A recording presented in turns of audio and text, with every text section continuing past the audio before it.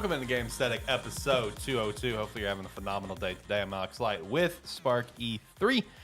And today is the day that we can finally say that we just got the Switch 2. No longer it's just reports and rumors. It's we got the Switch 2. Not going to be a long conversation because it was a very short reveal, but there's some stuff to kind of touch on, and then we can move on and talk about some other stuff. I got the boys here with me. Zach, how you doing, buddy? I'm doing good. Having a good day? Yeah, I'm having a good day. Good. What about you, John? How are you? I'm here. He's trying to figure out his game of the week. Got this. I had an idea of what I wanted. I was just trying to back check and see if it had been said yet. Right. Fair enough. Yeah, I got both the boys here. We got a few different things to talk about with the Switch 2 finally being revealed. Kind of give some very quick thoughts on that. That's the big talking point of the week. We do have some stuff to talk about with PlayStation after some more cancellations happened. And just kind of a question proposed when it comes to this generation. And then both these guys, not me because I have been busy, have both played some new games this week. We've got Zach checking out Dynasty Warriors Origins, which has been reviewed really well. Yes. And overall well received in terms of player counts and stuff. So shout out to that. And John checked out the demo for the last Berserker Khazan. So shout out to that as well. If you could, though, make sure to check out the Discord. Appreciate that, as well as the Patreon. Shout out to our Tier 2 patron, Hannah. Appreciate you. I need to know what you want with Stardew. We need to know. Answer me back. Alex needs to know. Yeah, we need to know. Come on. But no, seriously, though, thank you. And make sure to check out some Rogan G with the referral link down below and Agent Inc. with the referral link down below. You can use promo code SPARK3 to get 10% off your order. We'll make sure to give them another shout-out later on in the show. But... let's turn the music down and let's kind of get things rolling, I suppose. So overall, boys, how we feeling? Anything you guys want to chat about before we jump into stuff? Anything on your mind? I just saw something. Shit, what was it? Let me pull it up. There was something. Well, this week, Star Rail jumped from 2.7 to 3.0. So we got our fourth world in Star Rail now. Oh, nice. I haven't started it because I'm nowhere near the fourth world because, as I mentioned, like podcast episode or two, I just started Pentacone, so. Mm-hmm. I did remember the thing I wanted to shout out. It was something I saw with the Helldivers movie. Yeah. Apparently fans are begging the Helldivers boss to not cast Chris Pratt in the movie, which then the boss responded in a hilarious way that, honestly, I would absolutely love to see this, where he basically responded, it's like, we're just going to cast a bunch of like huge A-list actors and kill them off immediately. There you go. I'm like, please do that. The response was basically, we'll only cast like these well-known actors in that if kill they them. die in the first 5 minutes. Yes. Which is a very Helldivers 2 experience. Oh, 100%. I would love that. I love movies that do shit like that, where they cast really big names and just get rid of them like immediately. One of my very random personal favorite examples is The Other Guys, where at the very beginning you have Samuel Jackson and The Rock, you know, like this ultimate duo. It's just like, aim for the bushes, aim for the bushes, and jumps off and they die. And it's like they're gone in like the first 5 minutes of the movie. Yep. So do the same thing with Helldivers. That would be great. That would be awesome. It would be like the opening cinematic when you launch the game, and it's kind of like running you through the experience in that. They would be all the A-list actors would be the ones being eaten by the bugs just in the promotional art to then show the Helldivers. Yeah, then to show the actual cast. That'd be great. Please make it happen, man. That'd be incredible. That would be amazing. That's what I want to see with the movie. Speaking of adaptation movies, have you seen any of the stuff on what they're doing with the Until Dawn movie?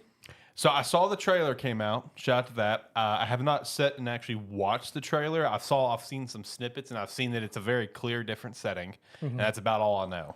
So more or less, I'm going to be honest, taking the whole concept of what that is Until Dawn and how they flipped it into a movie is actually sort of ingenious how they've done it. Because I've not only just watched the trailer, I've also seen some like sit downs of people talking with like the directors and whatnot, and them just being how the concept of the film is, and just how they knew they couldn't do the Until Dawn game as a movie just because of how the game plays out and whatnot. But they took the whole concept of the butterfly effects, multiple choices of Until Dawn, and created this movie of theirs of where these teens are more or less in a loop of where they're constantly getting murdered but getting another shot to make different choices. Okay. I'm gonna have to actually watch the trailer because like that is actually really interesting because like in a case like this, it's like I'm not necessarily messed up with not just doing a 1-for-1. Yeah. You know, like I'm perfectly fine with that because honestly, here's my thing. All right, here's my thing. If we would have done a 1-for-1, you better have gone all out and you better have just gotten the original people that played them because they're all actors. Yeah, they're all actors. Like. And they full mocapped face and everything. Yeah, I mean, you know, the main dude, he's gone on to have an incredible acting career so far. Yeah. You know, so it's just like if you're gonna go 1-for-1, you should have just gotten them.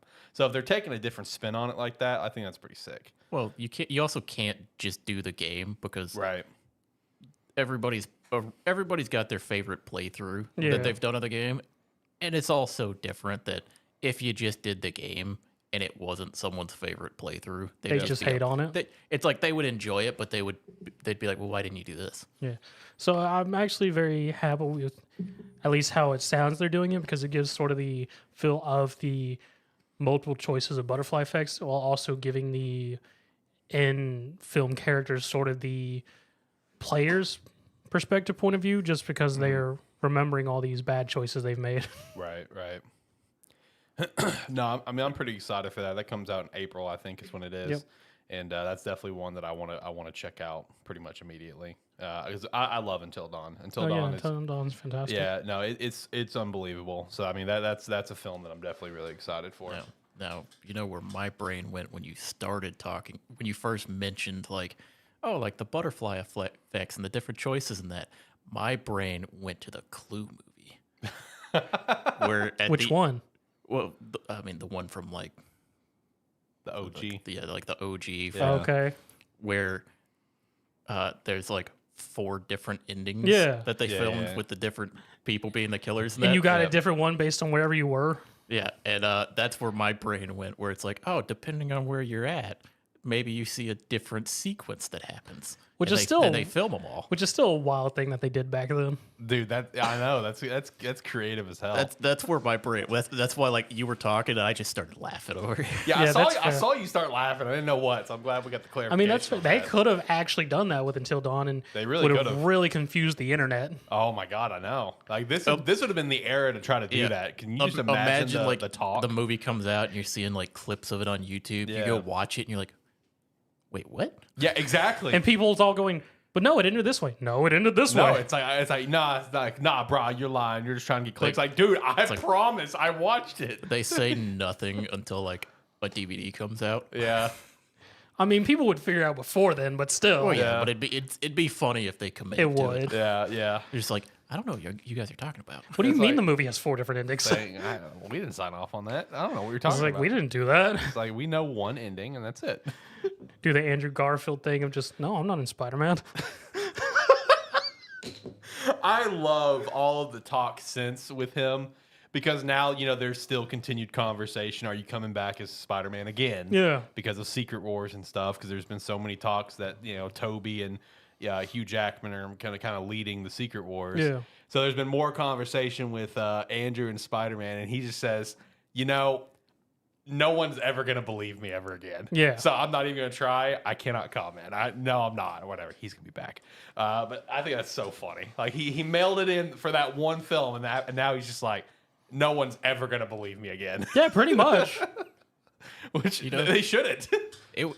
I kind of wish he just kept committing to it. So like even after the movie came out, they're like, "You told us you weren't going to be in it." I'm not. I That wasn't wasn't. me. That was a Photoshop. I wasn't in it. Just like he did it with that virtual image. It's just like, oh wait, yeah, I have seen the clip. It's a Photoshop. It's a Photoshop when it's clearly not a Photoshop. It's like, they CGI'd me. I'm currently in talks with my lawyers. Yeah.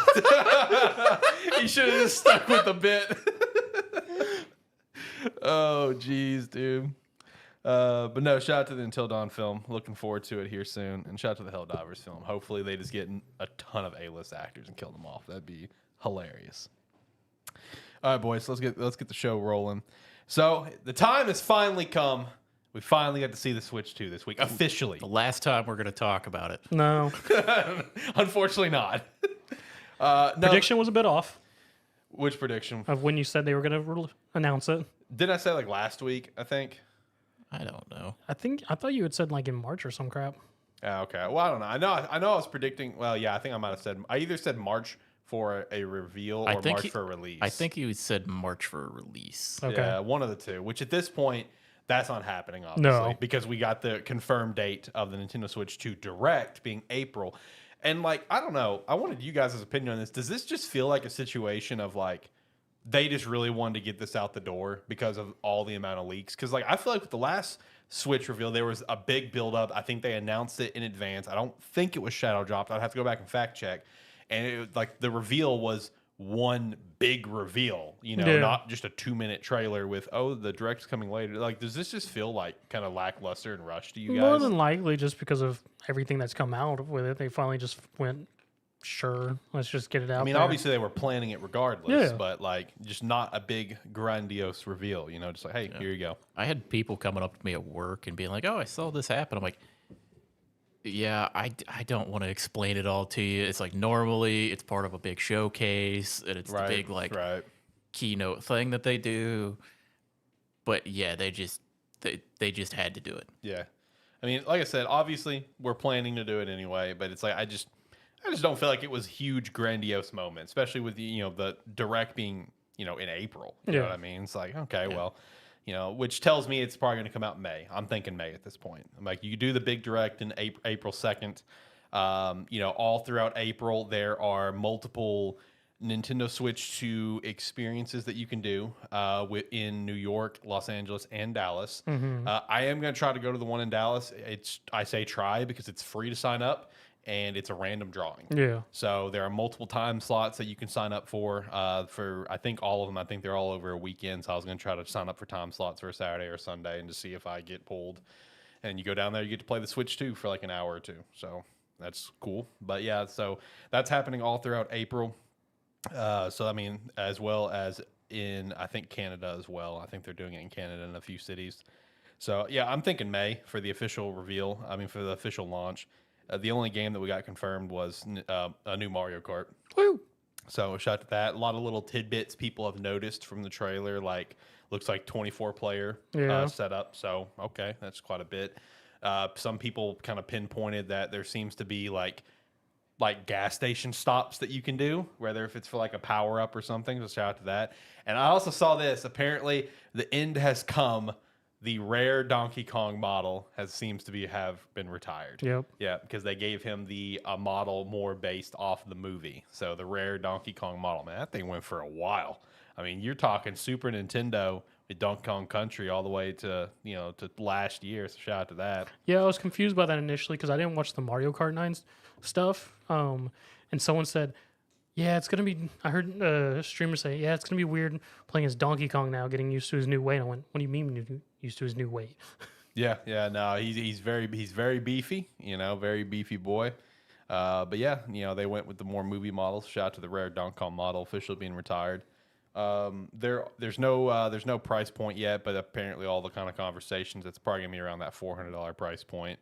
And there is still possible for a Switch 1 Direct next month. So just kind of keep your eye out for that if that happens. But I mean, I'm just excited that it finally got revealed. I'm excited to see like what is going to be part of this April 2nd showcase. I think that was on a Wednesday. That's going to be an incredible showcase. You know what I mean? Like I can't wait for what's all going to be in there. They did also confirm that Switch 1 games will be backwards compatible, physical and digital, most, which I think, in my opinion, when they say most, I think it's just like, I think it's those random oddballs like Ring Fit Adventure and Labo. I think it's stuff like that has an accessory that won't be backwards compatible. I think it's the ones that have to have like the accessory for the Joy-Cons. Yeah. Because, I mean, obviously the entire system is bigger now. Joy-Cons aren't going to function, or they're not going to be the exact same. Right. So I would assume if you want to still play those, you'll still need your old Switch. Yeah. Which won't be an issue. So. Yeah. Oh, and then they got that mouse feature. That's interesting. Yeah. Now that's actually very interesting. Is that mouse feature that was highlighted in the trailer? So really, really curious on the possibilities for that and what potential games could come to the Switch 2 and utilize the mouse feature. So Mario Paint 2. It's for Mario Paint 2, baby. Let's get it. It's for mini games where you set it down flat and then you race them. Yes, correct. That's what the feature is See, actually showing off. You is that it misheard, was. you misheard me, Alex. I didn't say Mario Paint 2. I said Mario Paint New. Oh, Mario Paint New. Okay, that would be the proper title. New Mario Paint. I There will you go. say, rip.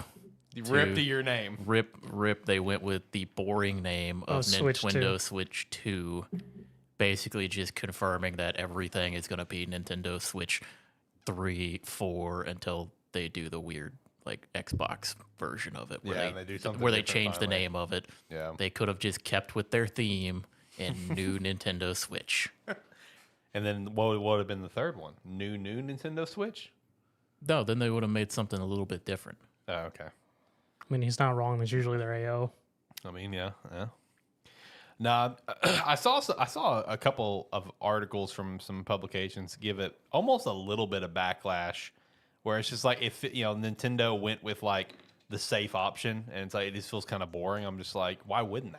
You know what I mean? I was Like, gonna say, that's yeah. all people wanted was just a better Nintendo Switch. Well, yeah, it's like the slight criticism I've seen of it is this doesn't look, or like people seem to be like a little upset that it doesn't feel like a new console. It feels like we're getting a Switch Pro versus something brand new, which essentially is all we are getting is a Switch Pro. I mean, and that's all most people have wanted forever. And it's like, I mean, yeah, but that's what they need. Yeah. They need the same thing, more powerful. Yep. And because they know if we sell this, we make all the money. So let's just make a better version of it. Right.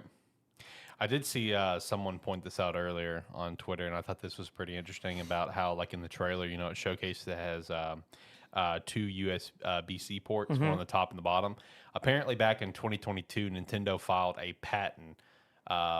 And I saw the patent images and everything, where it's essentially showing what we now know as the Switch 2. So it showed it like a different looking Switch with a second screen attaching to it. So I'm just like, is this something they're going to try to do in a couple of years to really channel in like that DS sort of vibe, Interesting. Since you've got the USB slot on the top, like they patented it, so could they do it? Or we could be starting to get the Switch version of all the Game Boy accessories. Yes. Where you attach it to the as top. far-fetched as it sounds. It's really not. What if you're sitting there and you're holding your Switch a little far away and it's a little hard to see what's on there? Big magnifying glass in front of it. The Switch 2 is going to have nothing but Game Boy style accessories, dude. Give me a printer. I want my printer. Oh, that'd be awesome. That'd be great, man. Talk about a throwback on that, man. God, the Game Boy had so much random shit. That's one of my favorite videos of all time. Is just watching somebody Set it attach up. all of the pieces to it. It looks like a fucking monstrosity.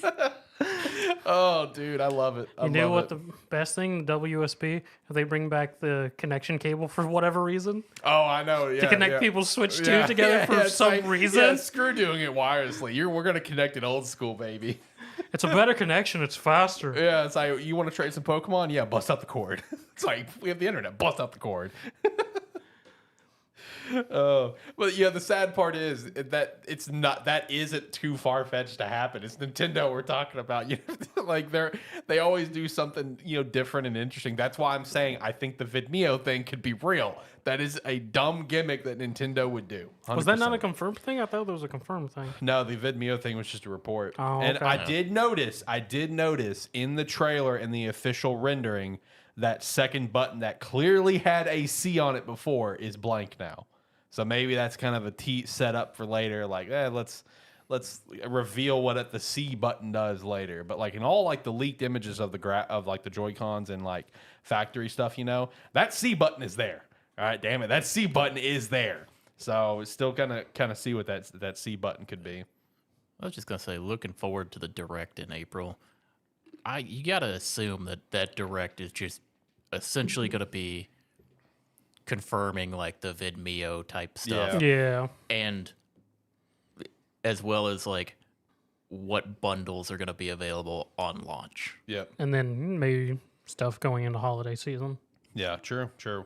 I know one thing, it wouldn't be bundle related, but I know one thing that I could see potentially coming to the Switch 2 is Kid Icarus Uprising, like an HD version of it.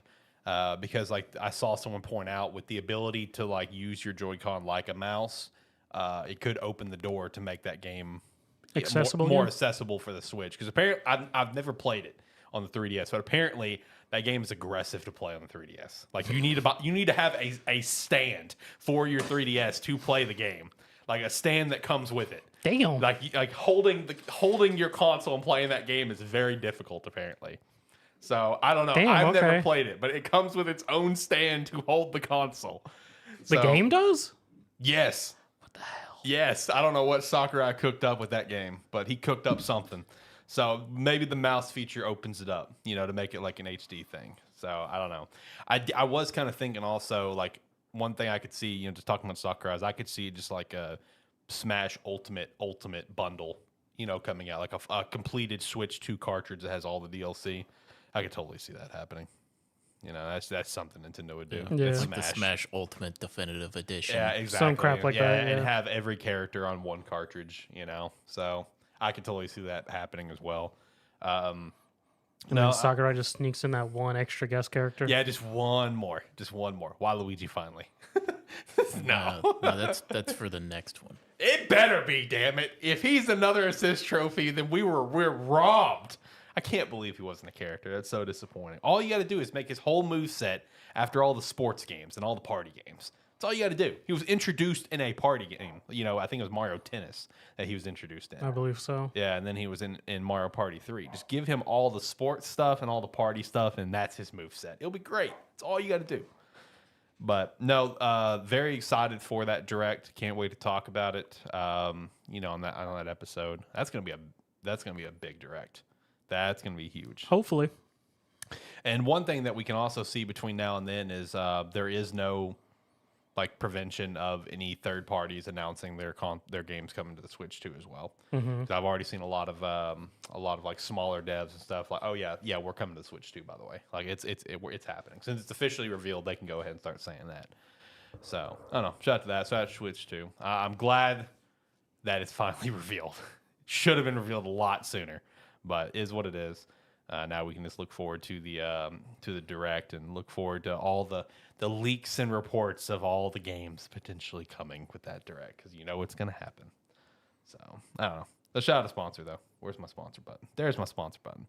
Let's shout out some Rogue Energy. Use the referral link down below, promo code Sparky3 to get 10% off your order. Whether it's a hydration line, the chill line, or the two energies. I don't know if they still have the BOGO going on. Do they? Can BOGO still going? Can BOGO. Go pick up some black cherry lemonade because it's delicious. So yeah, use the referral link down below and you can support the brand, and we'd appreciate that. All right, boys. Do you guys want to talk about your games, or do you want to talk about some Sony stuff? I'll let you guys pick. I don't care. What direction do we want to go? The heck is even going on with Sony? So we want to talk Sony then? The heck is going on with Sony? All right, we're talking Sony then. So Sony canceled 2 more games this week, both live service, naturally. One from Ben Studio, who of course did Days Gone. Okay. The other from Blue Point. And the Blue Point one was a God of War live service game. I was curious your thoughts on that. I'm so glad. This I was is about, coming so out. glad I was about it's to say, canceled. aren't we all happy that got canceled? Absolutely. Like all I could think when that happened is like, I'm sorry, Blue Point. I'm sorry you got tasked with trying to make this, but also I'm so glad this isn't coming out. Yeah. It's the last thing we need. 100%. No, so like The only thing that I could think that direction could go is it's God of War, but you're like, I mean, at Ragnarok, Atreus runs off to go do his own Right. thing. I can only assume it was following Atreus. okay. Hopefully. Yeah, hopefully, because the last thing I would want is my next God of War experience with Kratos to be a live service type game. Right. I would hate that. I mean, Do you they think it did. could be like another? Do you think it could have been like another spin on like Valhalla? I mean, they did work on PlayStation All Stars. Could have been a fighter. Could have. Yeah, I guess it could have been that. Yeah. A God of War fighter. That would have been interesting. That would have been intense. I mean, a lot of characters for it, I suppose, but I Yeah. don't know. Bottom line, we're glad it's gone. Yeah, one of the big points. 'Cause I watched a couple videos of people kind of giving their thoughts on it. One of the things that I saw was kind of a common thread is, man, with these two games being canceled now, it really is kind of like the end of that live service guarantee that Sony tried to make a few years ago. Yeah. Of having like at least 5 live service games or like games as service by 2025 and that. And it's like, Yep. okay, well, one, nobody wanted that. You just wanted a constant income of money from these games. But also it's like, how far gone does like the project have to be? Like, how sunk does it have to be to where you're like, it's cheaper for us to just stop working on it? Yeah, no, that's a fact, because like the whole idea for like the question that I have is like, is this the worst like mismanaged generation for Sony? And I know you can like, well, look at the PS3 for the cell processor, the price point, stuff like that. But like, dude, you're right. I mean, like they had 12 live service games planned. 8 has been canceled. Like 8. One bombed within a couple weeks. Yeah, one bomb in the couple weeks. And you also have to think like, out of the 8 that's canceled, it's not like all of them are like random ass games. I mean, you have 2 of your biggest properties that you try to turn live service, The Last of Us and God of War, and then a pretty nostalgic property with Twisted Metal that also got canceled. Like, you've got heavy hitters here, notable properties that you're still canceling these for. Dude, when this generation is finally come and gone, right? I think like a lot of people within the industry and fans and whatever are going to look back at this generation and look back at Jim Ryan and be like, dude, this is the worst mismanaged generation in Sony's history. Like, it's not going to be a bad generation. Let me make that very clear. The PS5 is already selling incredible. Yeah. The PS3, with all of its problems, with the cell processor in it being a ticking time bomb, right? It's still a like top 10 selling console of all time, right? Like it's got a great catalog. Yeah. And it's going to be the same thing for the PS5. But like when you look at stuff like this, I mean, how can you not have that thought? Like, is this the worst like mismanaged generation? I mean, you wasted 5 years of Ben Studio, 5 years of Ben Studio that could have been doing a Days Gone 2 that would have sold fine, would have made you some money. Blue Point, did Demon Souls. They did what you just said, right? Or was that Ben that you pulled? No, up? that was Blue Point. That was Blue Point, who did All Stars, right? Like, you wasted their time. I mean, they've worked on a lot of stuff. They're not like the main developers of a lot. They lot just of games, help out a lot. But they help out a lot. Yeah, exactly. You wasted Naughty Dog's time and money with Last of Us Factions, right? You're wasting money and people's time over and over again. So it's just like, I feel like this is like just an ungodly, out of touch, mismanaged generation. And it's also one thing that's also kind of crazy to me. And I'm saying this as a fan of the property. Love the property. The property is so damn fascinating. The one thing that continues to get by is Horizon. Mm-hmm. The Horizon MMO still in the works, still happening. We have the Horizon movie coming out. There's another Horizon, I think, games as a service, that's coming out. We just had the VR game and the Lego game come by and go. No one really gave a shit. And Horizon's still getting by. I understand it's because the one dude, I can't remember his name. The one dude is now the new head of the software side of PlayStation Studios, and he's from Guerrilla, of course. But that's the one thing that keeps on getting by. And I love the property, but that's just crazy to me. Well, the thing with Horizon is Horizon isn't known to be a big upfront like moneymaker. Right. It's the long-term moneymaker. It's the longevity of it. It's like for the last 7 years, it's kind of been like, yeah, it came out initially and it kind of was there. And it was the game that was on everybody's backlog. Yeah. But when people got to it, everybody loved it. Yep. It's like nobody ever has anything bad to say about Horizon. Yep.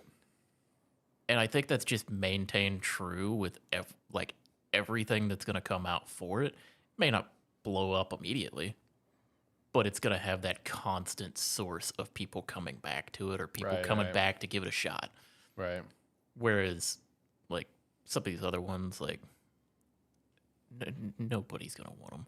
like you're gonna take some these other big name properties and try to turn them into live service. They're gonna flop immediately because people are gonna be outraged. Right. If they announced a God of War live service game, they would have to shut it down immediately after announcing it because people would have been pissed. Yeah.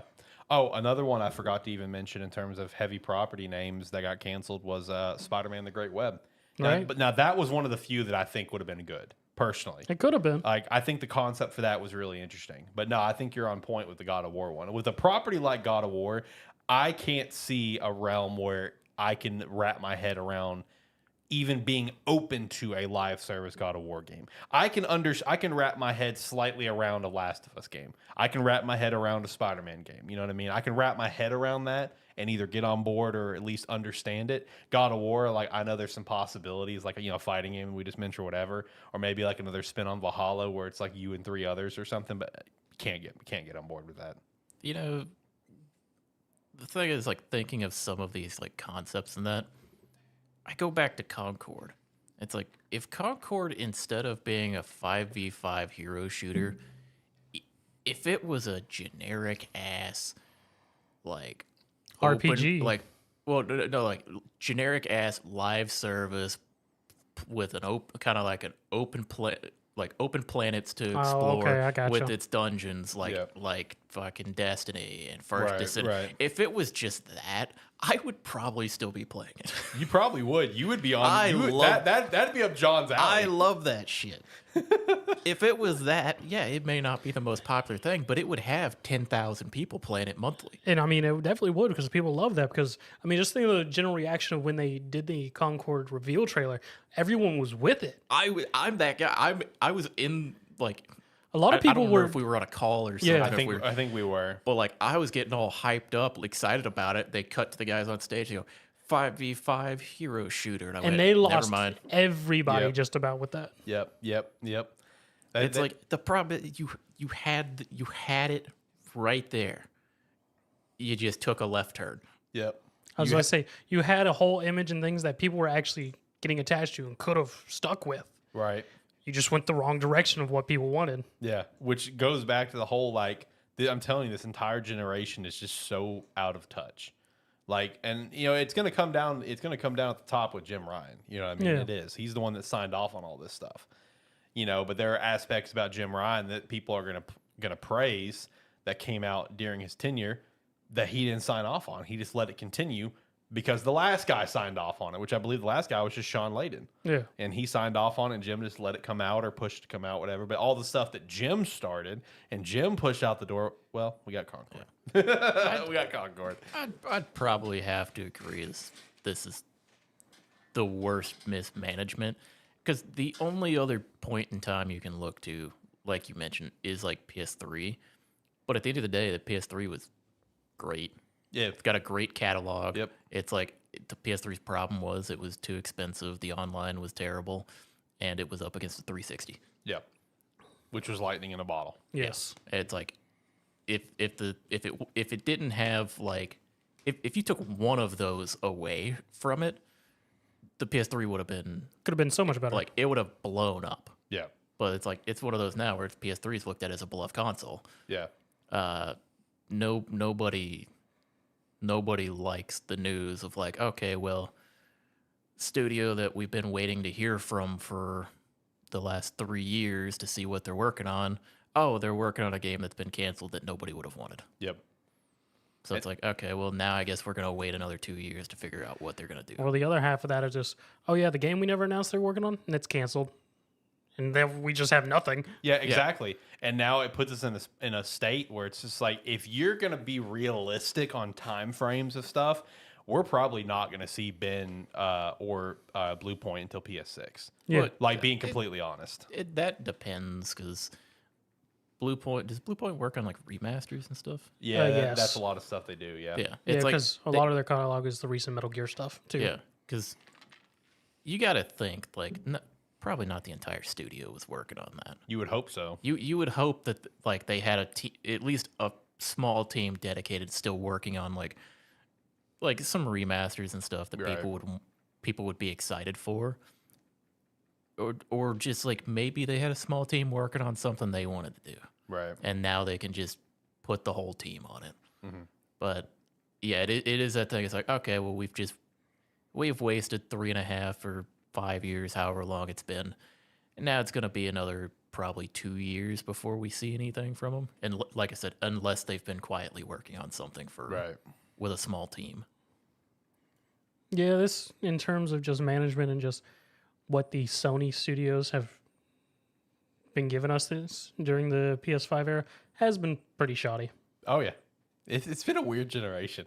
I was about to say, Sony is in the later half of PS5 failed to give us really anything from first party, and then Xbox, on the other hand, just gave us a bunch of accessibility crap and no first party.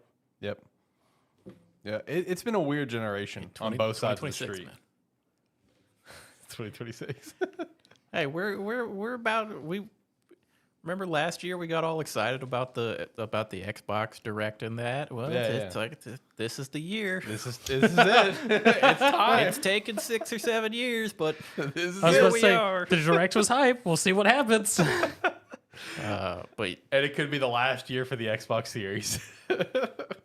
But yeah, no, it's unfortunate. Like we go from like 2 years ago where like Sony was held in such high esteem for everything that was released, and then now we're here. It's like, are you gonna do something? Right? Yeah, it was all front loaded. Yeah, it's like, give us something. They don't got nothing for the last and part of their generation life. Like all we get from you now is you canceled stuff. Right. I mean, they've got a couple titles coming out this year that's pretty exciting. You know, until they get canceled. Ghost of Utah will not get canceled. All right, let's calm down. You know, excited for that one. There was something else coming out from them this year, but I can't remember what it was now. Look on the bright side. We're approaching like a year or two away from hearing from Sony Santa Monica again. Oh yeah, I know.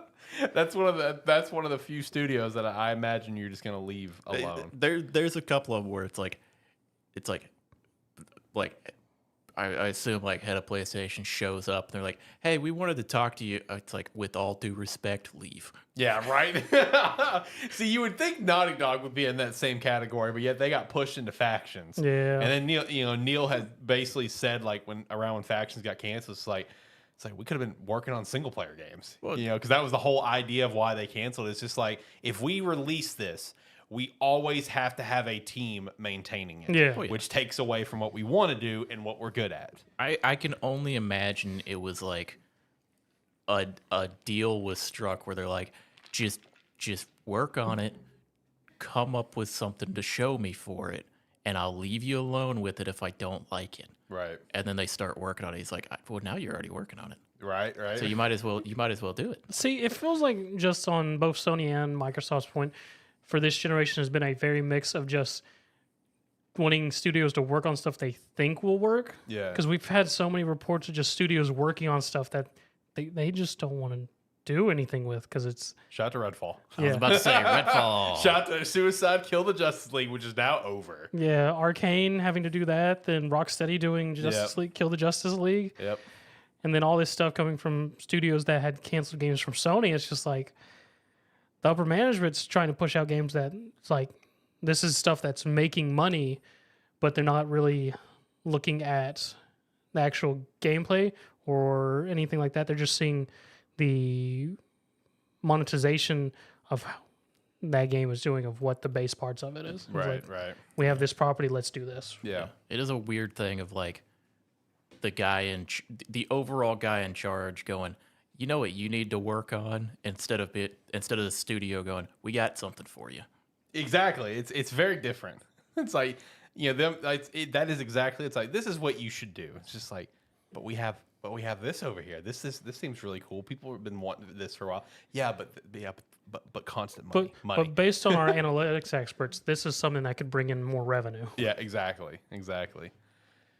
No, it is interesting, the generation that we're in. I also thought of something when it comes to what you were saying with Sony Santa Monica. It's like, again, you would think Naughty Dog would be in that realm of like, leave them alone kind of thing, but obviously we saw factions. I feel like when it comes to Sony, you got two studios that are the finest definitions of Sony comes in to try to pitch something. It's just like, with all due respect, please leave. And it's Sony Santa Monica and Insomniac. Yeah. They're the two that just cooks. They just do their thing and cooks. Funny enough, it's like they're the ones that threw out like this generation. Yeah. And then like even it like towards the tail end of like the PS4 and that, they released games that were like universally praised. Nobody had an issue with them. Right. Meanwhile, like, I mean, people like The Last of Us like property. I mean, not everybody liked Last of Us Part 2. Hey. And That's me. and it's like but 4 out of 10. the way Sony looks at it is but it sold well, so here's another remaster. Shit, I know.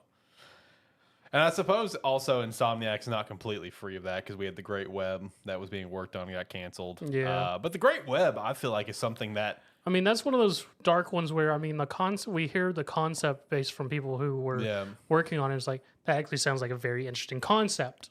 And truthfully, I feel like the seeds were probably planted for that even before Spider-Man 2 came out because, there was the whole subplot in Spider-Man 2 about finding the spiders from the multiverse, and that obviously didn't go anywhere because the DLC for Spider-Man 2, I'm assuming, also got canceled.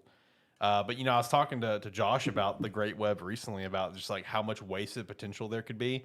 Where it's like, dude, literally all you have to do is just, like, really copy the model of almost like an MMO where it's like you have, like, this universe is, like, whatever universe that you're in, if you're going to be in the Insomniac Spider-Man universe or maybe an adjacent one or whatever, you have that New York City. And then around that New York City, you can basically just take different multiversal portals to get to another city, another version of New York, and it's just... it's multiverse stuff. Yeah. Easy. You have, that's your expansions. Easy. I mean, I think that would have been interesting, but I can understand to an extent why they got canceled because it's again like let Insomniac do what they're good at, which is single player games. Also, that's fair. I think I'm on the other side of it where I'm like, as cool of a concept as it sounds, I think that would run its course very fast. I don't disagree with you actually because how much could you do? I mean, you could do like speed challenges. There are the PvE element. You could probably do a PvP element in some capacity, but it's going to run its course pretty quickly. If you're releasing a multiplayer game like that, where you're expecting people to continue to hop into it to play, I mean, we get full-blown games developed as live service games that, like, supposedly have, like, a bunch of in-game content to do. And people blow through it in a couple days. Yeah. Right. It's like, and if you're playing a Spider-Man game where, you fly around or swing around, stop crime, do some missions, do these speed challenges, that people would finish that in 2 days. True. Oh, yeah, no, it'd be very quick. True. I mean, again, I always like to say that the concept of it was very intriguing, but I mean, it is a very thing of like, what was the scope and scale of it? Because, like, exactly. In my mind, based on the Spider-Man, I almost see it as like a multiplayer beat 'em up. And so change instead of being full, you could still do over the shoulder and whatnot, but more or less just be maps and objectives and things like that to run through, which would only get so far. Yeah. Again, it's like what we're saying, it's like what you just said. It's like interesting concept, but also, I can see why it got canned, because again, it goes back to letting Insomniac just do what they're good at. Just let them cook on Wolverine. Let them prep on a Venom game. Let them cook on Spider-Man 3. Just let them do their thing. Multiplayer roguelite Spider-Man. I would have done it. I mean, where you spawn in as like Spider-Man from different multiverses, but as you play through it, fight different like villains, and as you fight different villains, you unlock new abilities to fight more or to eventually get to the end. I'd play it. I mean, that's like that TMNT game, Splinter Fate, that I want to play. It's supposed to be apparently a co-op roguelite. I don't know what it is, but I'll play it. It's on Steam, I believe. Yeah, I'd play it. Yeah, there you go. John will play it. But no, this is overall a weird generation. It's not just Sony, obviously. Oh yeah. We're not excusing Microsoft. We've been in this. dunking on Microsoft for 6 years. But Sony just had recent news. Yeah, that's just the topic for today. All right, sorry about it.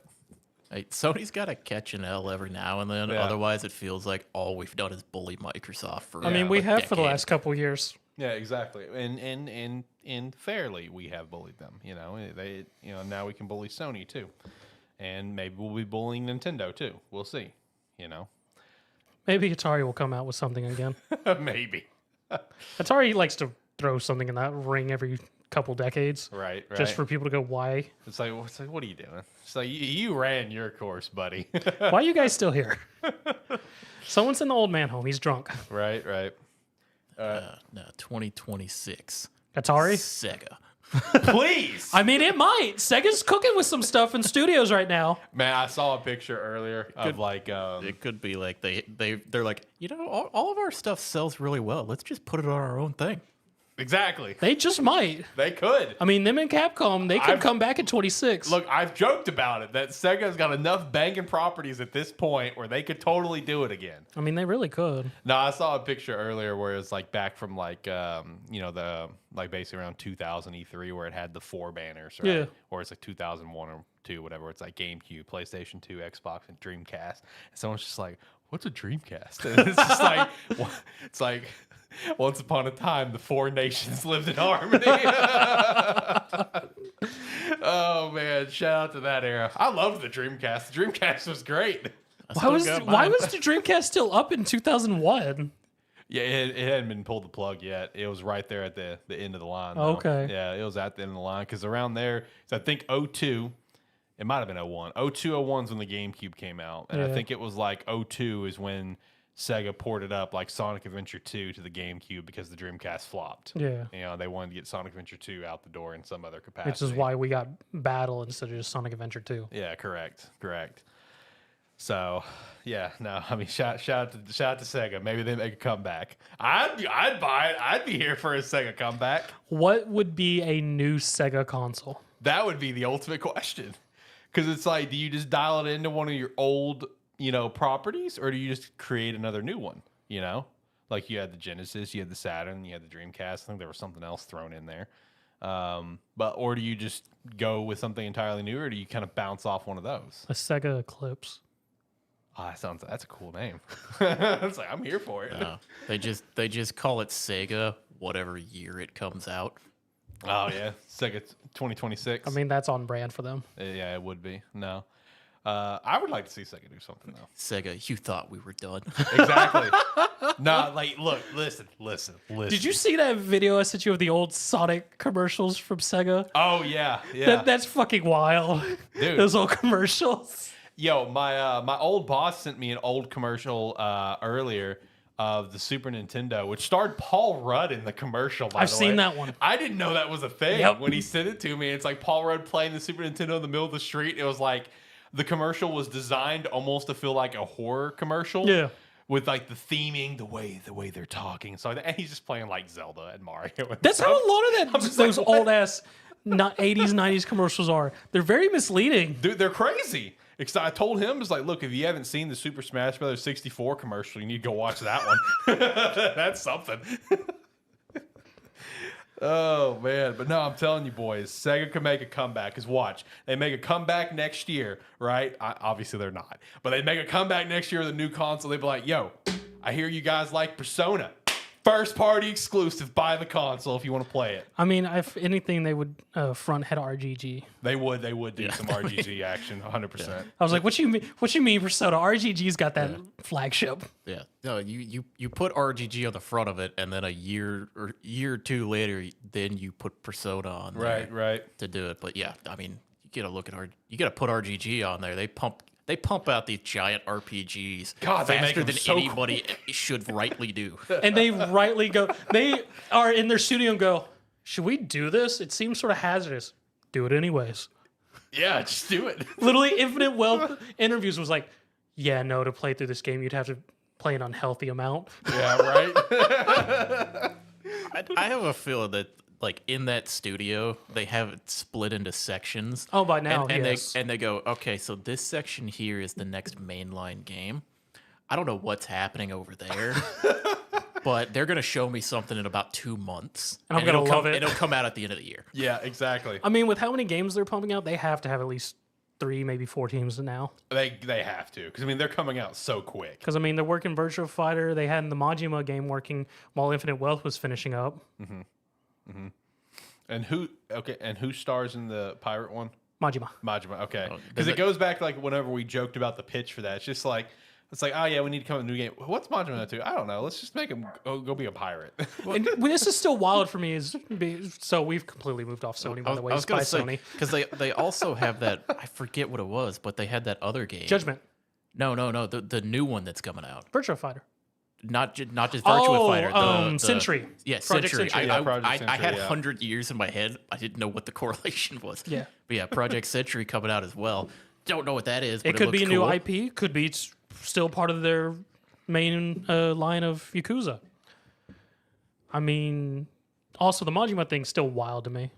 Because I told you that a while back. Yeah. Just me being an original Yakuza player. And him just being a side character or whatever. Yeah, he was in the game. I mean, but he wasn't as big as what he got, I think, after, I guess, Zero. Yeah, Zero people really attached to him because he was a playable character. Right. Yeah, Majima was the backhand of it was split between Majima and Kazuma. Yeah. And Majima just fucking popped off after that. Yeah, no, it's wild to me just how much Majima, because I was like, I remember him. I remember fighting him in 1 and 2. Why did he become such a big character?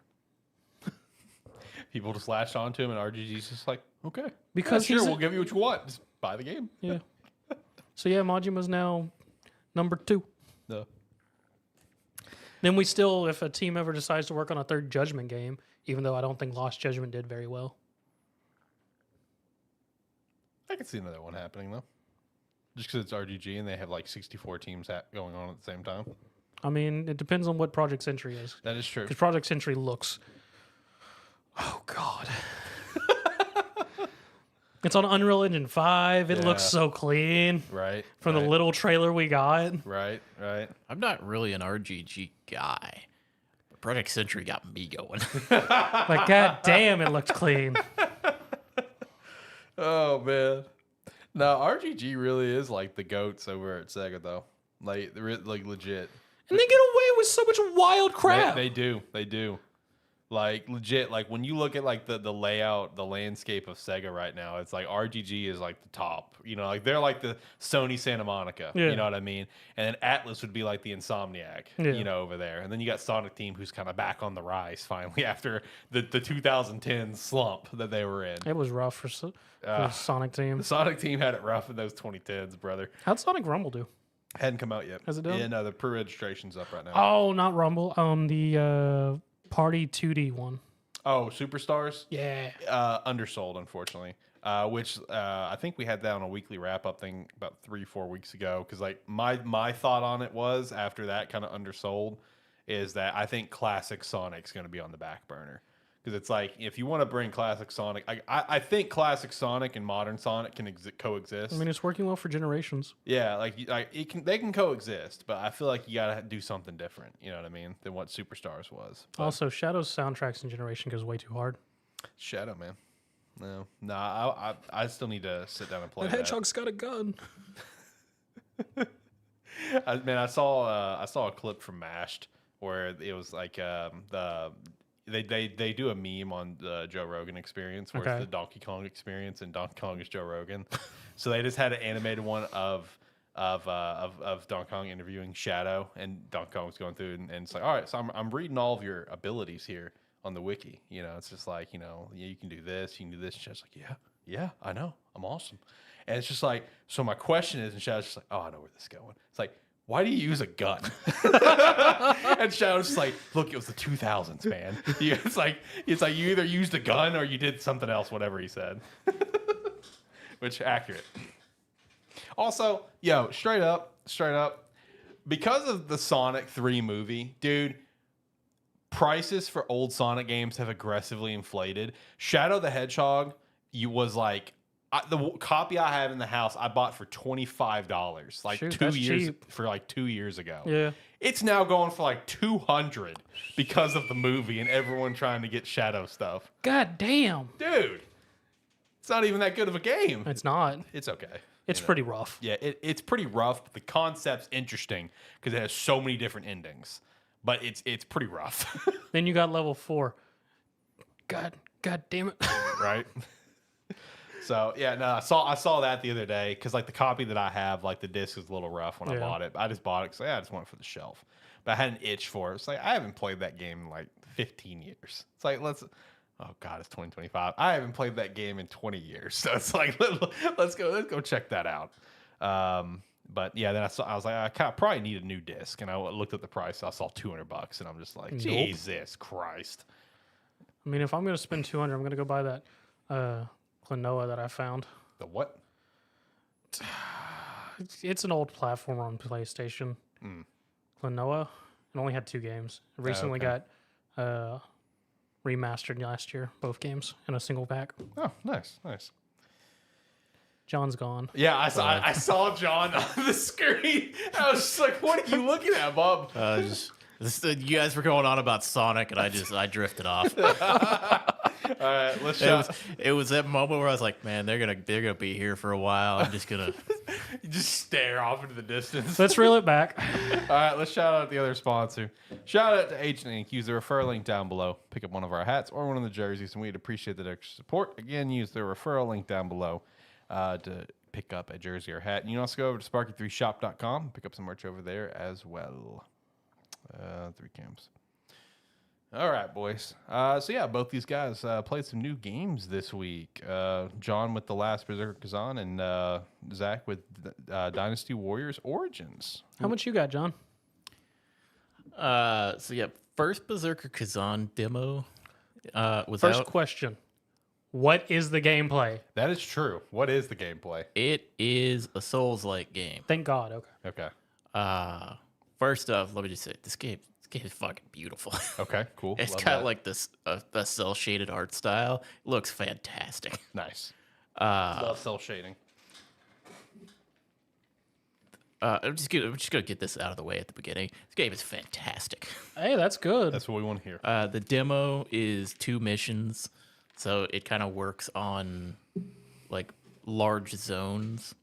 I would almost equate it to like, or for reference for you, kind of like Black Myth Wukong, Yeah, okay. where you play through a section and then you move on to another section. Got it. After it, but more condensed than Black Myth was. They're not as big as zones. Fair. But yeah, you play as Khazan. The opening of the game is, the first cinematic that we saw with the cart being carried through the snow on the mountainside. Yeah. That's the opening of the game. Okay. So you play as Khazan, who was a general who was well respected in the war, in wartime, and then was convicted of war crimes. Basically convicted of treason, exiled and tortured. And he's the one in the cart being taken for exile, essentially. And then collapse on the mountain, or part of the mountainside collapses, kills everybody, and your body gets possessed by a demon. Okay. And then, it tries to possess you, but you kind of are fighting it off. You rage out.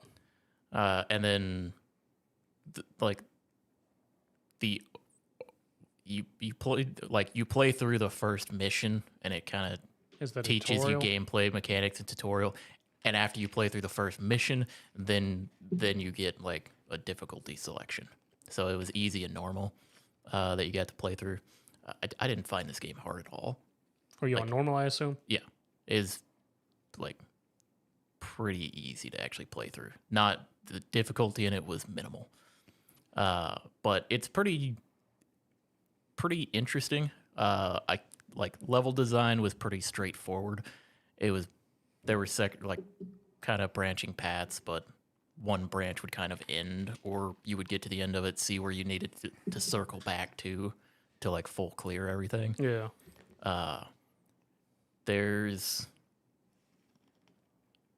So as you play through it, you gain access to 3 different weapon types. Okay. So there's dual wielding, where you have an axe and a sword. Yeah. There's a great sword, which is just comically large sword. Yeah. And then I gained access to kind of like a spear, Okay. essentially.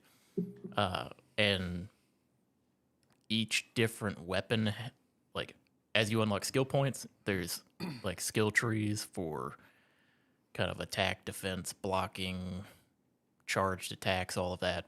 But it has that for each weapon type. And then there's a skill tree for like common stuff. The combat heavily focuses on like you can just guard and block attacks. There's perfect guarding, perfect dodging. There's counter attacks. There's max counters. It's heavily built around like perfect guarding and parrying. Oh, it's bad for me. It's very generous window. Okay, good for me. Like very generous window. Like even if you, because like some of the boss fights they'll throw, like the boss fight at the end of mission 2, which is essentially the end of the demo. Sometimes you go on like an 8-hit combo, and I drop the perfect parry, like mid combo, and you're able to pick it back up after like a hit or two. Like you can kind of, as long as you don't run out of, because as you perfect block, you get stamina back on perfect block. Gotcha. So you can chain them together. And if you don't block it, you lose a large chunk of stamina. And if you ever block and completely run out of stamina, you're basically just dead. Because you have to wait for this bar to come all the way back up before you can take an action again. But yeah, there's a ton of different combat mechanics to it. There's a whole spirit system for like ranged attacks, and I assume abilities later on. But yeah, the game is incredibly fun to play. Combat's pretty fast paced, but part of the reason I say that it wasn't too difficult is even in the couple like 2 boss fights and a couple like larger enemies that you fight throughout the demo, everything like the attacks are pretty easy to see coming. They're well kind of attack patterns are pretty well kind of not telegraphed necessarily. They're very clearly visible of what's happening. Gotcha. There's decent indicators. Yeah, it's like good indicators. The attacks make sense when they're coming. So like blocking windows just naturally makes sense. But yeah, a lot of fun. Decent variety of enemies too. But yeah, incredibly fun system, or like combat system, and like armor and stuff in the game drops fucking constantly. So it works off, like the gear works off of kind of like a level system where most of the time it's like you can equip a new piece of gear if it drops off of a random enemy, but it'll be like 1 defense higher. Yeah. Of like 150, you'll go from like 152 to 153. But like some of the gear from like the bigger enemies drop with set bonuses for like increased attack, like 5% increased attack, and then some increased life, or just like increased stamina recovery and stuff like that. So pretty, I mean, kind of minor stuff, but unlocks the ability for like some cool set bonuses later. But yeah, very, very fun game. Demo, I completed the demo in 2.5 hours. That's not bad. Does progress carry over? Yes. Are you picking up the game? Yes. Nice. Yeah. Do we even have a release date for that? I was just about to look that up. It's it's in March. Okay. Hey, March again. Yeah. Right. I think it's like March 20 something, like 22nd or something. It doesn't like matter. It's part of the 2 screwed months. Yeah, March 27th. But yeah, game is incredibly fun. I get a little wary with Souls-like games because like I'm not the biggest Souls-like fan. I've played like You've dabbled your toes. You've pushed in your them. way through some now. I've pushed into it. I've got like playthroughs on several games started, Whenever- and like decently far in on some of them. John, I'll just consider you a top tier whenever you tell me you beat Sekiro. I haven't ever picked it up yet. It's one I'm like eventually may end up trying. As far as I'm aware, Sekiro is considered one of the pretty much the hardest. yeah, ones, It's right? considered the like hardest. the hardest, It's yeah. considered the hardest because in all the other ones you get to pick your combat style. Yeah. Yeah. But yeah, no. First Berserker Khazan looks incredible, plays incredible. Very much looking forward to it. March 27th. Let's get it. You can download the free demo now. Is that before or after Wilds? That's Wilds after. because Wilds is in Wilds, February. yeah, Wilds is the end of February. So he can enjoy Wilds for about a month, and he picks up Khazan. So there you go. What about you? How's things going over with Dynasty Warriors Origins?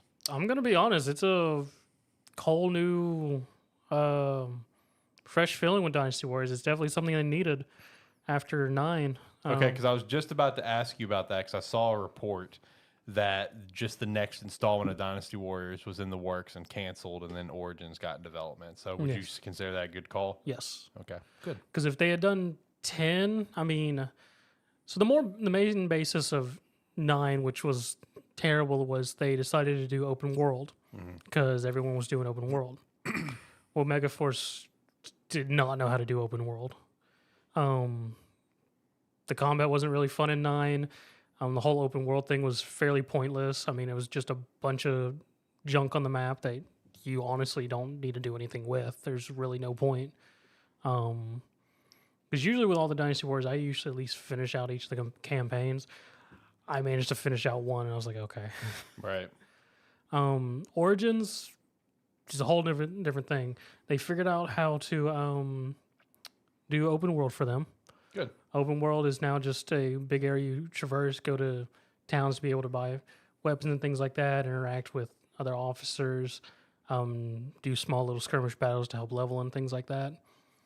The whole concept is that instead of taking over one of the famous generals and competing in these battles and whatnot, you're just a nameless wandering swordsman who participates in all these grand fight battles during the Three Kingdoms era, starting with the Yellow Turban Rebellion, which is the chapter 1. And honestly, it's actually very nice because usually in all the Dynasty Warriors games and previous games have more or less just been 2 and a lot more recently 1 battle. This, we actually get a whole spill of like the whole campaign against the Yellow Turbans and actually get more in depth of just all the different characters' motivations of participating and how the politics and things are going and whatnot, which we've never gotten in the Dynasty Wars before in true fashion. And honestly gives more character building and insight to each of these characters and whatnot, more so than we've ever gotten in the other Dynasty Warriors games. For like the leader, Zhang Jiao, the Yellow Turbans, some of the other iconic characters. My biggest thing with this game is all the characters got nice little needed visual updates. They all have newer models, which is very nice because I've stared at the same models for almost a decade. I'm glad you finally got an update then. So yeah, like all the new models look very clean. They changed out the combat system, so seeing as you're a single warrior now, they kept the multiple weapons, and you can wield all those weapons. And instead of just being the same fighting loop cycle of just weak attacks, strong attacks, mushas and whatnot, and which battle arts, which they added a couple games ago, each weapon actually has its own combat style. So each weapon actually plays differently, and also has very specific battle arts for you to equip and change out and whatnot. And by using weapons and mastering them, you gain ranks, which increases your character's level and whatnot in this game. So you get stats and whatnot, yada, yada, yada. Which is very nice because it's not just, it is a nice change in the combat loop from what we've been used to for years and giving a bit more in-depthness to it, which feels really nice.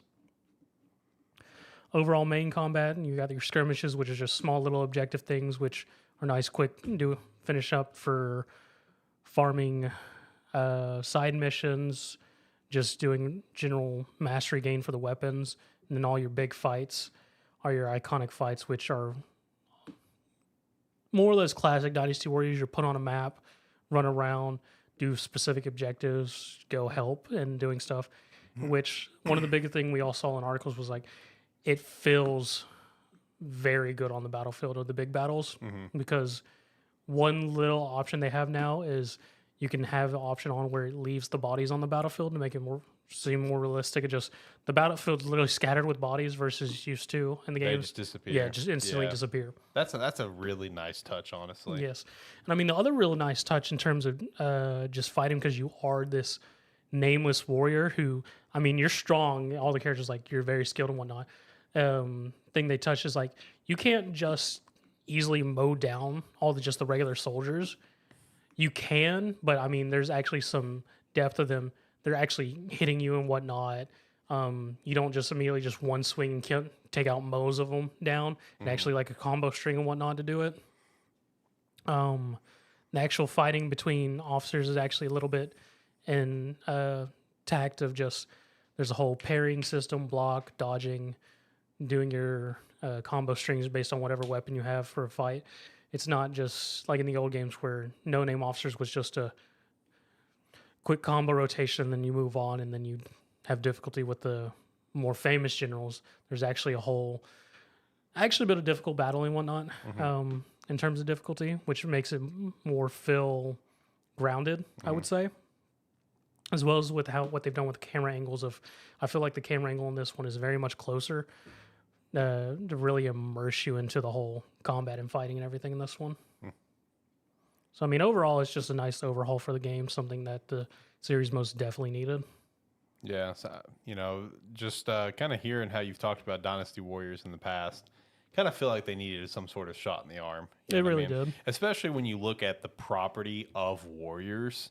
It goes back a while. And you look at how long the property's gone back. You look at Dynasty Warriors, you look at Samurai Warriors, and then you look at like this like spin-off stuff they do with Nintendo, and those are like, which it's Nintendo, so we can understand it, but those are like the highest selling things of your own property. You know what I mean? So it's like, I feel like the way that you've talked about like the open world stuff of like 9 and stuff before, it's like, yeah, kind of need a shot in the arm. So I'm glad they got it with Origins, because like I've seen nothing but very positive reception online with Origins so far. Oh yeah, it's most definitely. I mean, more or less, Dynasty Warriors was just a beat 'em up game. Yeah. This one is actually a very nice single player story narrative experience with the beat 'em up aspect. Right.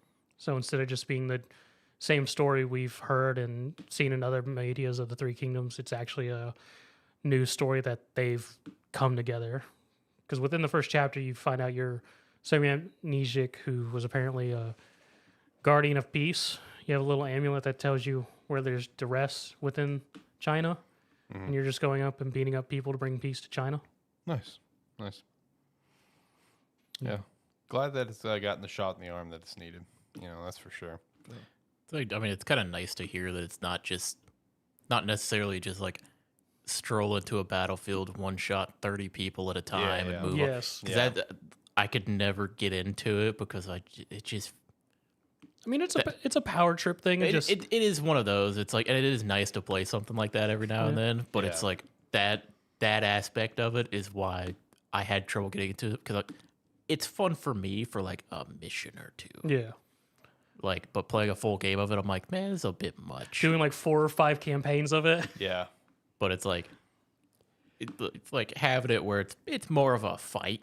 Yeah. See, that sounds a lot more interesting to me. At least it is very much more, because like one of the options is there's an immersive mode, which I turned on, in which the more or less the main HUD is just off for most of it. I mean, I have the map in the corner, but for like seeing health and whatnot, for the most part, that's like really small and just it disappears unless it becomes relevant of like, hey, you're low health.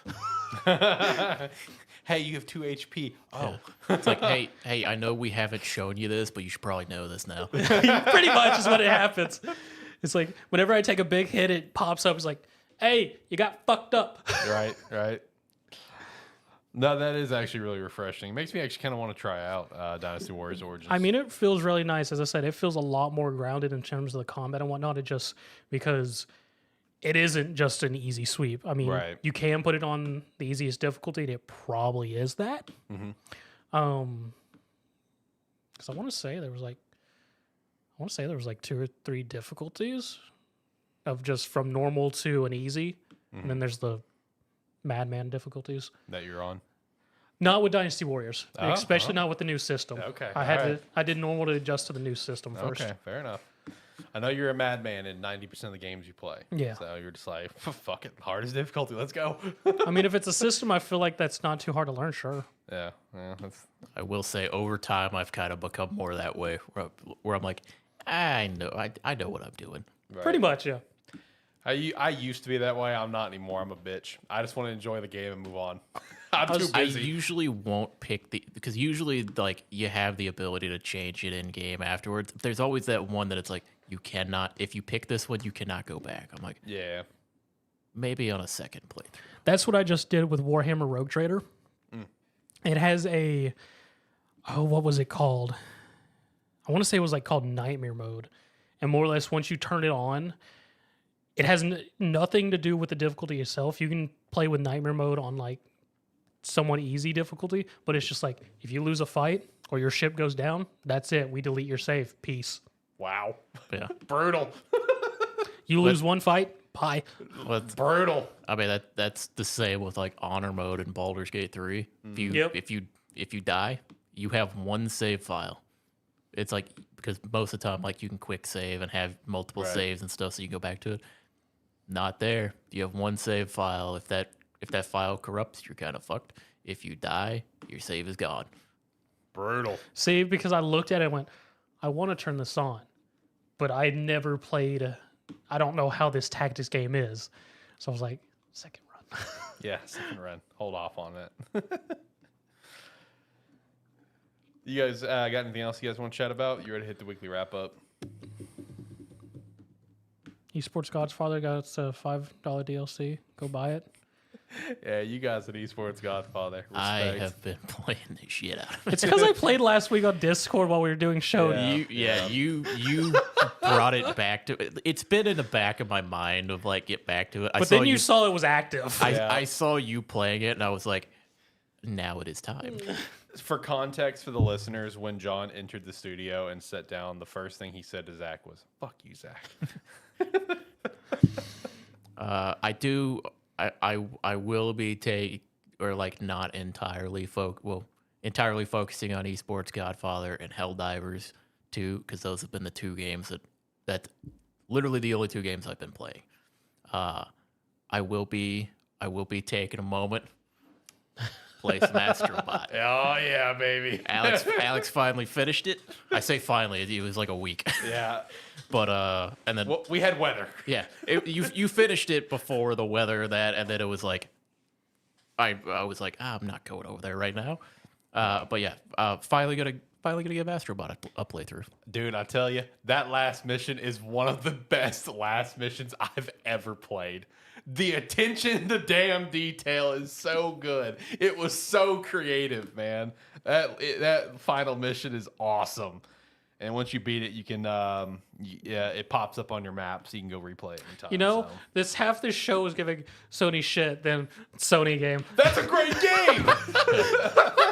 And it's a single player game. No, I will say as well. Like I think it was last week I mentioned like some of my backlog, like my 3 backlog games I want to play. Yeah. Earlier today, I did go through and cleaned up some of the space on my PlayStation and did re-download some of those games so that they're there ready and waiting for me now. Nice. Oh, I did that with my Xbox. I just re-downloaded like a Dragon Ishin and Man Who Erased His Name. I'm like, all right, I gotta play y'all. Yeah, Right. I just re-downloaded Final Fantasy 16. That's my next game to go back and play. Weren't you like halfway through that? Yeah. Okay.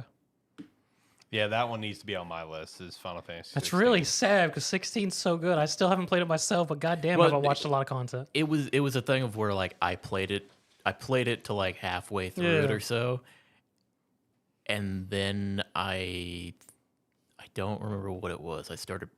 Me and my buddies started playing a new game on PC. Yeah. Which kind of took over from there. That might have been when I started playing. That might have been when I started my Sparkball? Baldur's Gate 3 co-op playthrough.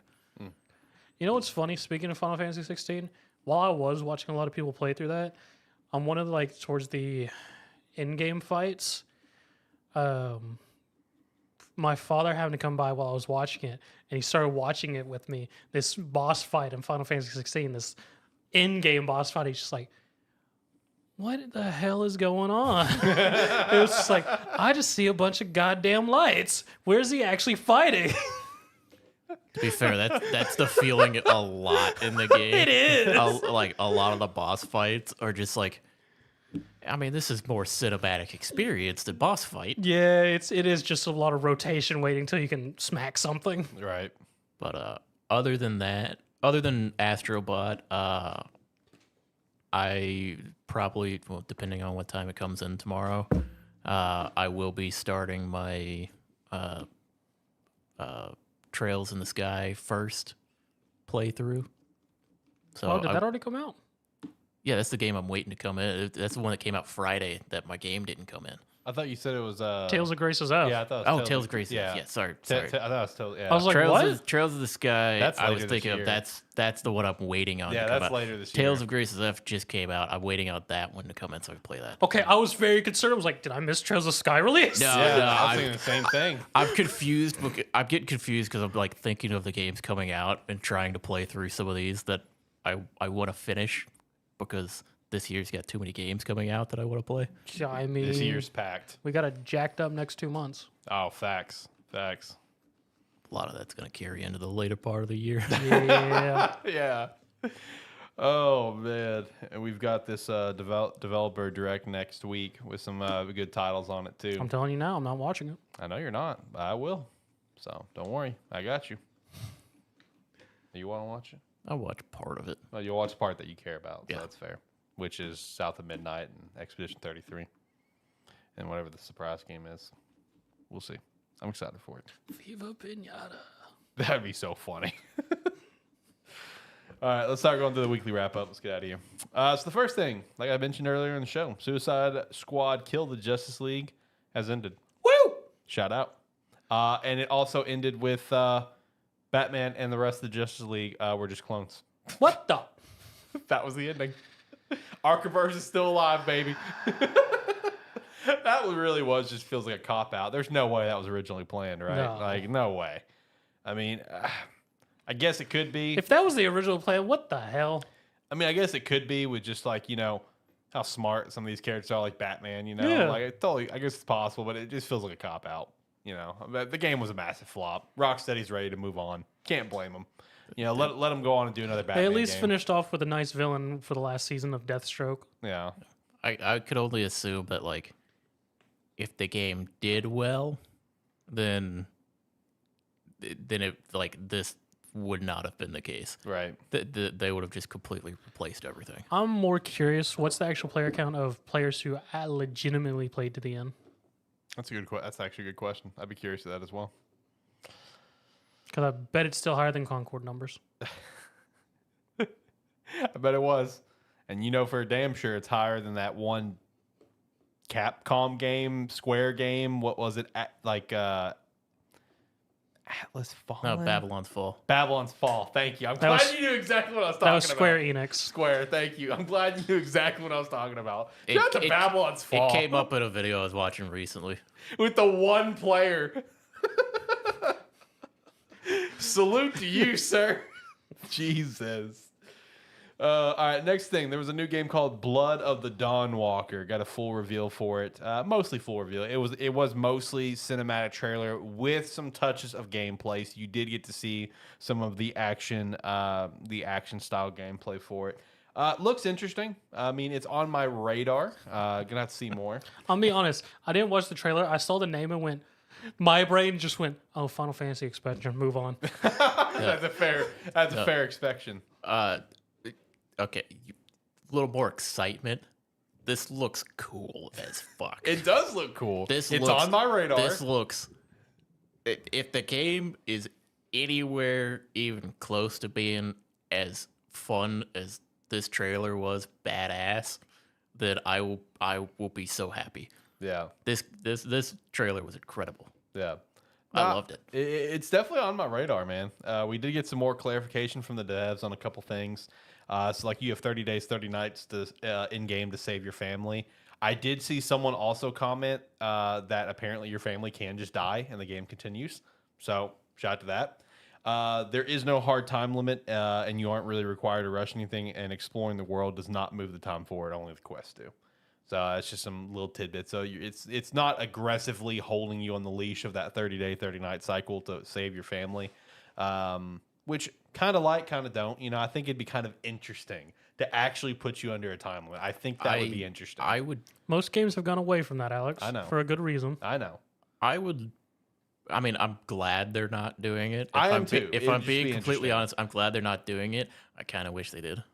It would be interesting, would it not? So what it sounds like is they need to add an extra mode later of just Yeah, There you go. That'd be cool. that like the extreme difficulty being, time's passing. This is your hard time limit of get shit done. Yeah.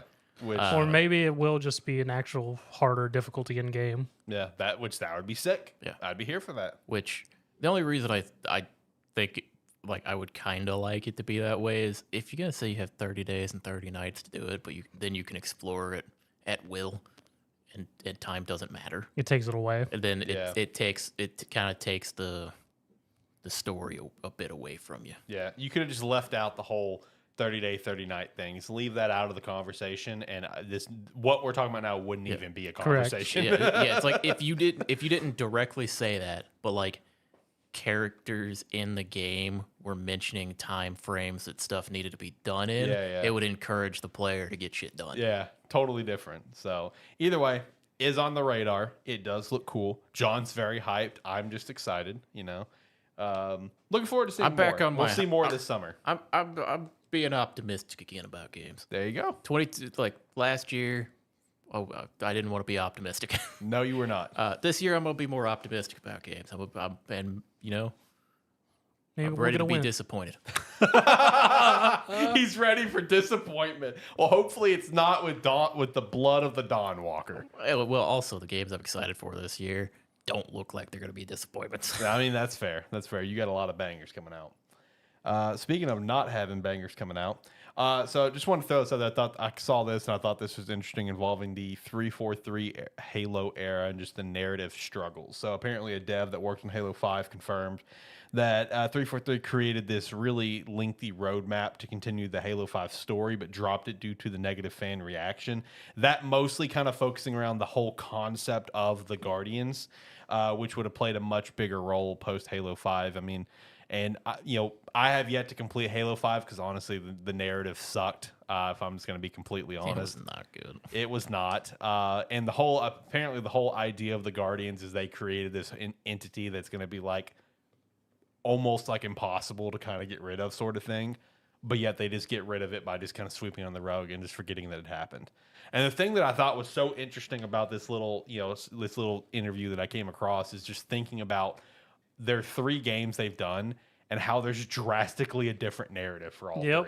And it's just like you can't hammer out what you're doing because you keep trying something and people keep hating it and you keep changing what you're doing. Instead of just running with it. Yeah, so it's just it's really interesting because it's also baffling how when you look at when, at least what they say, when 343 was formed, when Bungie went to go do their thing with Destiny, it's like, oh yeah, I mean, the 343 team is a lot of the team that worked on the Halo trilogy and Halo Reach and stuff. It's just like, what happened then? It's like, what happened with 4, 5, and Infinite? You know? It's like, I mean, we went from fighting the Covenant and like the Flood and everything to Who was, I don't who know. was the enemy in 4? I don't know. They were like I don't remember what they were called, I but they don't were like either. kind of like the robot structures Yeah. and that. Did we fight them in 5? I don't remember. Probably. I don't think they're not in 6 or in Infinite. No. They're like, let's go back to fighting the enemies people like fighting. Yeah. We would just do it in a weird fashion that Yeah. people aren't as big a fan of. Like it feels like all 3 of their games are just throwing darts at a board. Like they're all standalone games. You know what I mean? It's just like, yeah, they have a number on them, or at least 2 of them do. You can just play whatever. I mean, it Doesn't almost matter. sounds like this big roadmap they had for the 5 storyline. Even if people hated it initially, with a second game, they had a chance to make people like it with what continued afterwards. And Yep. just be like, well, 5 wasn't great, but it leads to what we get with the next one. Right. So, I don't know. Well, the problem is they keep trying to introduce new enemy types to fight against, and then they make enemies that aren't fun to fight. Yeah. Right. At this point, you know what? Just to give the next game like a shot in the arm.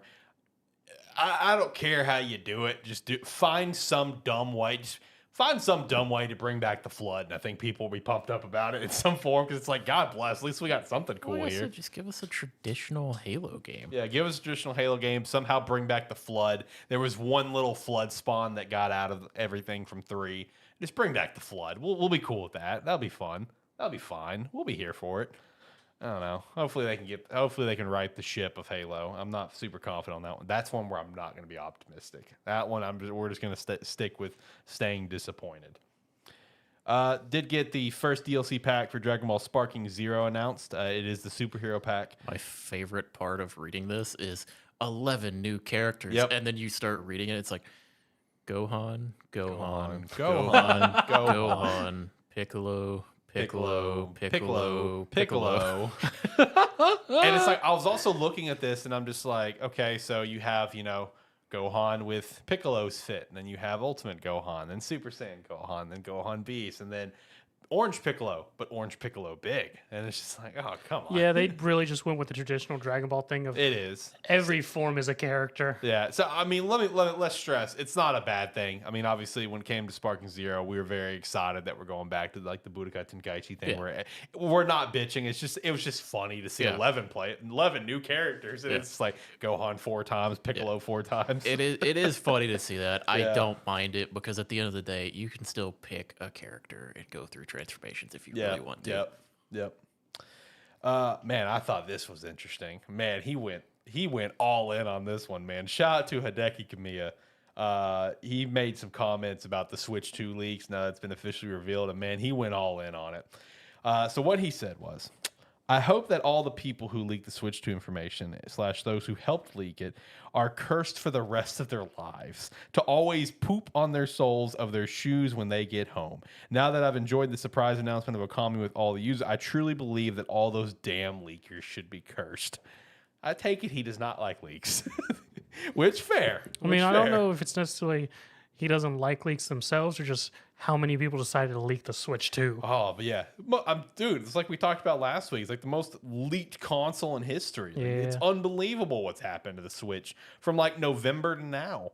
So, I mean, I can't blame them for being upset. Because it's also one of those things like, leaks are like fun to talk about when you're doing like a show like ours or whatever, just kind of knowing what's next, whatever. Because, it's fun to know what's next when it's been quiet for so long. But at the same time, look at it from the perspective of the people working on it. The people working on the Switch 2, people working on Wolverine or something like that. It's just like it got revealed before you wanted it to, kind of thing.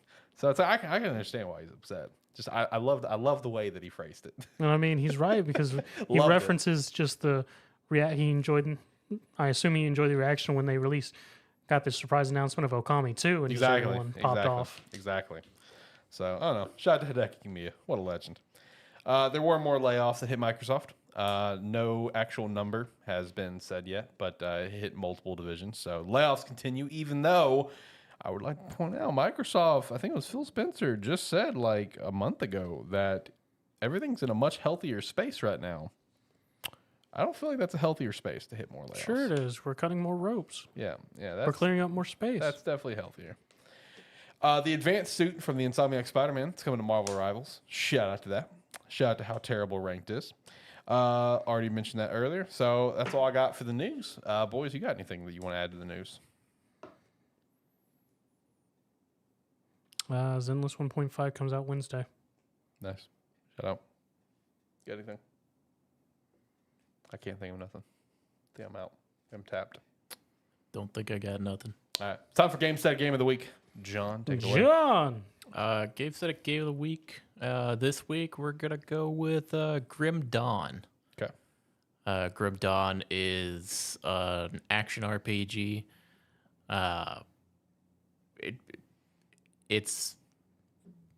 I think it came out in... I'm going to ballpark a year here. I didn't look it up. I think it was around 2016-ish, somewhere around there. Maybe a couple years early on that. It's an action RPG. The main, or one of the main draws to it, or one of the main core features of it is normally in an ARPG, you pick one class that you pick. That's your class to start with the entire time. In Grim Dawn, you pick your starting class, and then as you play through the game, you get to pick a second class that you can level up as well for like either synergies that they have together or kind of covering the weaknesses of them to like essentially give yourself that extra little bonus or like essentially just cover all your bases.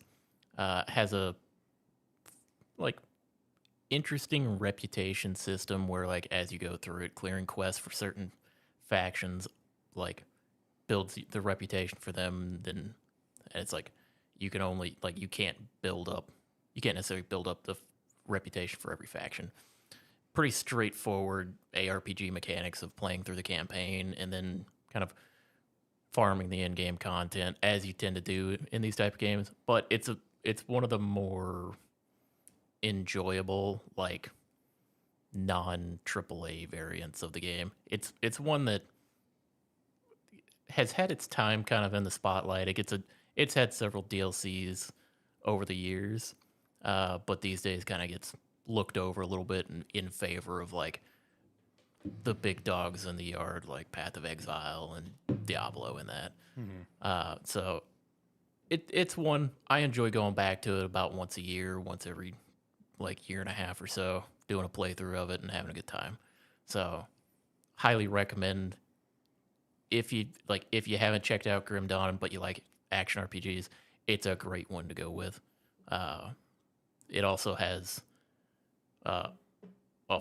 like secrets throughout the world because you have you can actually rotate your camera all the way around to kind of find hidden areas and stuff like that throughout the game as well. So yeah, highly recommend Grim Dawn if you're a fan of ARPGs. Also, you got it spot on. 2016. Yep, you did. February. And then 2021 for the Xbox One release. And then also, shout out, if you want to get into Grim Dawn, I feel like this year is going to be a great time to do so because the next expansion comes out this year. Fangs of Astrakarn was announced in 2023 and scheduled for 2024, but it has been pushed back to 2025. And also shout out to that for the fact that the first two expansions came out in 2017 was the first one, October 11th, and then the Forgotten Gods expansion was announced in 2018 and released in 2019, and now then that Fangs one was announced in 2023. So the developers is Craft Entertainment decided, you know what, let's pump out a third one. Let's get another expansion out there. Yeah, So shout out. It's one where, like, it's a game, like I said, has kind of smaller community, but it's a community that always comes back to it. Yeah, honestly, reviewed pretty well too. Yeah, I mean, it's a fantastic game in the space. It's just a lot of people haven't heard of it. I was about to say, it's popped up in my feed multiple times for me to mess with it. So, shout out to Grim Dawn. That was a good one. I may look into that game myself. I've never heard of it until you mentioned it. And I looked it up and I was reading on it. It sounds pretty cool. Shout out to Grim Dawn. I'll be honest, he mentioned, I was like, is it the one I'm thinking of? And yes, it's the exact one I was thinking of. All right. That was a good one. That was a good Gamestead Game of the Week. Shout out Gamestead Game of the Week. All right. Let's hit the music. Let's get out of here. Let's go. Like, comment, subscribe, rate, whatever your platform allows. Let us know in the comments. Throw out games for Alex to use next week for his Gamestetic Game of the Week. Wow. Yeah, don't think he said more. And if you like what you saw here with us, we do these live streams usually every Saturday about 6 p.m.-ish Central Time. So you can come check us out then. I will come prepared with Gamestead Game of the Week. Do not insult me, Zach. I have a flawless track record with Gamestead Game of the Week. What are you talking about? Let's go check that short. Whoa. He's going to come in with Astrobot. But yeah, make sure to check out the Patreon. We'd appreciate that. Shout out to our tier 2 patron, Hannah. We appreciate you. As well as join the Discord, be a friend, tell a friend. Check out some Rogue Energy and Agent Inc. with the referral links down below. Promo code Sparky3 to get 10% off your order over at Rogue Energy. We'll be back next week where I know for sure I'll be talking about that Developer Direct. We'll be chatting about that. That'll be really fun. I can't wait. It's going to be great. See you next week. Bye.